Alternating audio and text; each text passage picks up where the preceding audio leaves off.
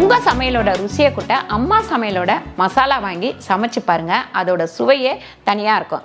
நம்மளோட website link வந்து கீழே கொடுக்குறேன். வெப்சைட்டில் நீங்கள் ஆர்டர் போட்டுக்கலாம். நம்மக்கிட்ட மசாலா, வத்தல், வடகம், ஊறுகாய், முறுக்கு மாவு, அதிர்ச மாவு, சீடை மாவு, இந்த மாதிரி எல்லா வகையான மாவு வகைகளும் நம்மக்கிட்ட கிடைக்கும். வணக்கம், நான் உங்கள் அம்மா சமையல் மீனாட்சி. நான் உங்கள் வரலட்சுமி. அம்மா பேர் என்ன? ஏன் அம்மா பேர் என்ன? என்னது? அம்மா பேர் அம்மா பேர். சரி சரி, அம்மா பேர் என்ன? பேர் சொல்லுமா. ஆஹா, அம்மா பேரு. அம்மாவோட பேர் என்ன? அண்ணாச்சி. அண்ணாச்சி பூ. ஆனா என் பேர் யாருக்குமே வாழ வராது. ஒவ்வொரு குழந்தைங்களும் ஒவ்வொரு மாதிரி கூப்பிடுவாங்க. அரி அப்படி கூடுவா. லட்சுமி அக்கான்னு கூப்பிடுவாங்க. ஒரு வித்தியாசமா அண்ணாச்சின்றா. லட்சிதா வந்து வருஷத்துக்கு தான் கூடுவோம். நான் தான் சொல்லுவேன். சரி, சொல்லுங்க சொல்லுங்க. வீட்டுக்கு போ. ஏன் சொன்ன? வீட்டுக்கு போ. ஏன் சொன்ன? கொட்டணும். ஓ, அதெல்லாம் சொன்னியா? அததான் சொன்னா. அப்பெல்லாம் சொல்லக்கூடாது தங்கம். சொல்லக்கூடாது. ஆமா. என்ன சொல்றானோ, யாரை அடிக்கிறானோ அதை வந்து நம்ம கிட்ட சொல்லிடுவான். இன்னைக்கு வந்து ஒரு விளாக் தான் பார்க்க போறோம். முதல்ல இதை தாளிச்சு விட்டுட்டு மேலே கார்டன் சூப்பரா ரெடி பண்ணியிருக்கேன். எல்லாத்தையும் க்ளீன் பண்ணி மண்ணெல்லாம் கொட்டி வச்சிருக்கேன். கொஞ்சம் காய்கறி செடி, இந்த மாதிரி எல்லாமே பூச்செடியெல்லாம் ஊட்டியிலேருந்து வாங்கிட்டு வந்த விதை, அதெல்லாம் போடலாம் அப்படின்னு சொல்லிட்டு நான் யோசித்து வச்சுருக்கேன். அதனால் ரெடி பண்ணி வச்சுருக்கேன். இப்போ முதல்ல வந்து கோவக்காய் வந்து பொரியல் பண்ணிடலாம். இங்கே சாம்பாருக்கு வச்சுருக்கேன். பருப்பு வந்து வேக வச்சுருக்கேன்.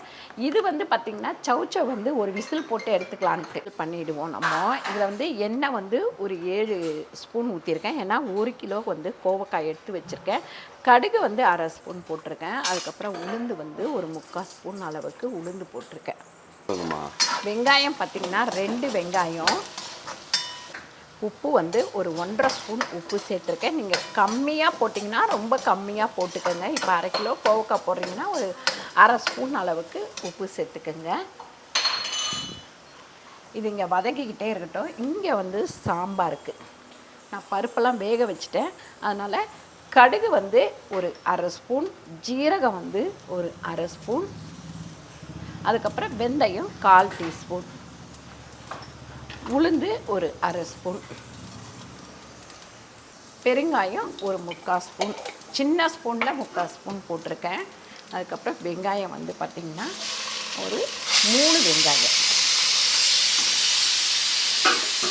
இது வந்து ஒரு விசில் வந்துடுச்சு. இதில் ஒரு விசில் போட்டால் போதும். சௌச்சௌ தான் வெந்துட்டுருக்கு. சாம்பாருக்கு கருவேப்பிலை சேர்த்துக்கலாம். அதுக்கப்புறம் இங்கே இதுக்குமே கருவேப்பிலை சேர்த்துப்போம். நம்ம ஒரு 4 தக்காளி சேர்த்துக்கலாம். நான் அவரைக்காய் போட்டு தான் இன்றைக்கி சாம்பார் வைக்க போகிறேன். இதில் பார்த்திங்கன்னா உப்பு ஒரு 1/2 ஸ்பூன் அளவுக்கு உப்பு கருணக்கிழங்குக்கு. அதுக்கப்புறம் மஞ்சத்தூள். அது வேகட்டும். மீன் வறுவல் மாதிரி பண்ண போகிறோம் நம்ம. பாருங்கள், வெங்காயம் இந்த அளவுக்கு வதங்கின உடனே இதில் கோவக்காய் சேர்த்துடலாம். ஒரு 1/4 டீஸ்பூன் மஞ்சத்தூள் சேர்த்துடலாம். சேர்த்துட்டு இதில் தண்ணி ஊற்றி கொஞ்சமாக வேக விட்டுருவோம். ஒரு 1/2 டம்ளர் அளவுக்கு தண்ணி ஊற்றினா போதும். மூடிடுவோம். நம்ம பொரியல் பொடி போட்டு தான் பண்ண போகிறோம் இன்றைக்கி. இங்கே வந்து தக்காளி சாம்பாருக்கு தக்காளியும் வெங்காயமும் இல்லை கொஞ்சமாக மஞ்சத்தூள் 1/4 டீஸ்பூன் அளவுக்கு மஞ்சத்தூள் சேர்த்துடலாம். அதுக்கப்புறம் அவரைக்காய் ஒரு 1/2 கிலோ அவரைக்காய். பாருங்கள், சாம்பார் பொடி ஒரு 3 ஸ்பூன் அளவுக்கு நான் போடுறேன். இதில் அவரைக்காய் வந்து நல்லா வெந்துருச்சு. இப்போ நம்ம புளியை கரைச்சி இதில் ஊற்றிக்கலாம். புளி வந்து ஒரு பெரிய கோலி உருண்டை அளவுக்கு நான் எடுத்திருக்கேன். நீங்கள் 2 பேர்த்துக்கு வைக்கிறதுனா சும்மா ஒரு 2 பிஞ்ச் அளவுக்கு எடுத்தால் போதும். இது கொஞ்சம் நேரம் கொதிக்கிட்ட. புளி ஊற்றின உடனே கொஞ்சம் நேரம் கொதிக்கணும். இங்கே பாருங்கள், இந்த மாதிரி மூடி வச்சு நல்லா வேகணும். வெந்ததுக்கப்புறம் இந்த தண்ணி கொஞ்சம் நல்லா வற்றணும். வற்றினதுக்கப்புறம் தான் நம்ம பொரியல் பொடியை போட முடியும். இதில் வந்து பருப்பு வேக வச்ச பருப்பு கொஞ்சமாக சேர்த்துருக்கேன். அதே மாதிரி தயிர் கொஞ்சமாக சேர்த்துக்கலாம். சேர்த்துட்டு நம்ம அதுலேயே இந்த தேங்காய் பால் இதை ஒரு சுற்றிட்டு ஊற்றிக்கலாம். இல்லைன்னா வெளியில் வந்துடும். பாருங்க, இப்படி ஒரு சுற்றிட்டு இதுலேயே தேங்காய் பாலை ஊற்றிடலாம். இது எதுக்குன்னு பார்த்தீங்கன்னா சௌச்சௌவுக்கு தான். பருப்பு வந்து பார்த்திங்கன்னா நல்லா வேக வச்சு மசிச்சும் வச்சுட்டேன். கொஞ்சம் திக்காக இருக்குது, அதனால் தண்ணி ஊற்றிக்கிறேன். எங்களுக்கு திக்காக இருந்தால் பிடிக்காது, அதனால் கொஞ்சமாக தண்ணி ஊற்றிட்டு இறக்கிட்டு நல்லா கொதிக்கட்டும். கொதித்தோடனே இறக்கிடலாம். இங்கே வந்து கோவக்காய் வருங்க, இன்னும் கொஞ்சம் தண்ணி இருக்குது, வத்தட்டும். அதுங்காட்டி நம்ம கருணக்கிழங்கு மசாலா சேர்த்துடலாம். நம்மளோட மீன் வறுவல் மசாலா தான் நான் சேர்த்துருக்கேன். இதில் டப்பா காலி ஆயிடுச்சு, கொட்டிட்ட மசாலா. இனிமேல் புதுசாக வந்து எடுத்துன்னு வந்து போடணும். பாருங்கள், சாம்பார் வந்து நல்லா கொதிக்குது. கொதிக்கும் போது இப்படி கொத்தமல்லியை கொஞ்சமாக கட் பண்ணி போட்டுட்டு இறக்கிடலாம்.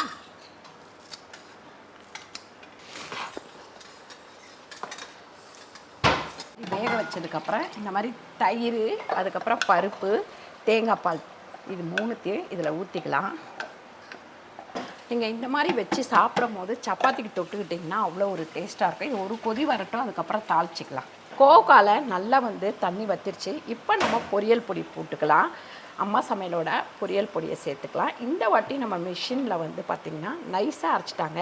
இது வந்து கொறுன்னு இருந்தால் தான் நல்லாயிருக்கும். நம்ம எப்பவுமே இது கொறுன்னு போட்டால் தான் நல்லாயிருக்கும்.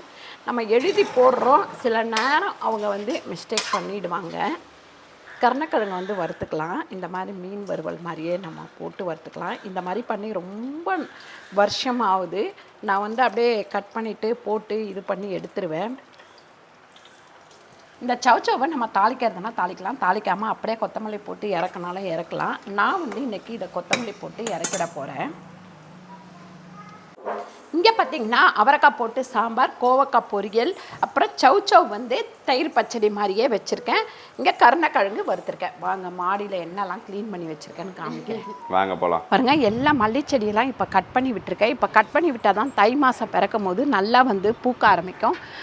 இது மட்டும் கட் பண்ணலை, அதாவது முல்லை மட்டும் கட் பண்ணல. ஏன் கட் பண்ணல அப்படின்னா, இது இப்போ கொஞ்சம் காய்க்கும், தை மாதம் அது குறைஞ்சிரும். அந்த டைம் வந்து நம்ம கட் பண்ணிடலாம். ரோஸ் எல்லாமே கட் பண்ணி விட்ட தொட்டு இப்போ பூவெல்லாம் பாருங்கள் மொட்டு வச்சுருக்கு. எப்போவுமே நான் வந்து கட் பண்ணி விட்டேன்னா நல்லா வந்து பூக்க ஆரம்பிச்சிரும்.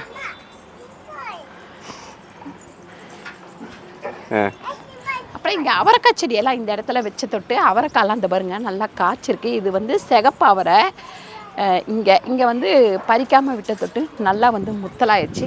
மேலேயுமே கொஞ்சம் வந்து அவரைக்காயெல்லாம் இருக்குது. இங்கே செம்பருத்தி செடி ஃபுல்லாகவே இந்த பக்கம் நான் அழகாக வச்சுட்டேன். நம்ம விட மாட்டாங்க போவோம். மேலெல்லாம் ஃபுல்லாக க்ளீன் பண்ணி இன்னும் கொஞ்சம் வளரட்டும். வளர்ந்ததுக்கப்புறம் இன்னும் ஒரு 10 நாள் கழித்து காமிக்கிற பாருங்க, இன்னும் கொஞ்சம் சூப்பராக இருக்கும் நமக்கு. சாமந்தி இந்த மாதிரி எல்லா செடியுமே நான் வந்து இப்போ வச்சுட்டேன். மேலே இன்னும் கொஞ்சம் சூப்பராக இருக்குது. எல்லாத்தையுமே கட் பண்ணி அழகாக பண்ணிட்டேன். சூப்பரான இந்த வீடியோ உங்களுக்கு பிடிச்சிருந்தா லைக் பண்ணுங்கள், ஷேர் பண்ணுங்கள், சப்ஸ்கிரைப் பண்ணுங்கள், ஃபேஸ்புக்கில் ஷேர் பண்ணுங்கள், மறக்காமல் கமெண்ட் பண்ணுங்கள். நன்றி, வணக்கம். அடுத்த சூப்பரான வீடியோவில் நாங்கள் உங்களை மீட் பண்ணுறோம். Thank you so much. இதெல்லாம் காட்டலப்பா. பாய். இதெல்லாம் வந்து நம்ம மாடியிலேருந்து அம்மா எடுத்தது. ஆமாம், இதில் என்னென்ன இருக்குதுன்னு பார்த்தீங்கன்னா, ராசவள்ளி கிழங்கு இருக்குது, இது ராசவள்ளி கிழங்கு இருக்குது, இது கருணைக்கிழங்கு, இது அப்புறம் புடிக்கருணை, அதுக்கப்புறம் சேப்பங்கிழங்கு இருக்குது.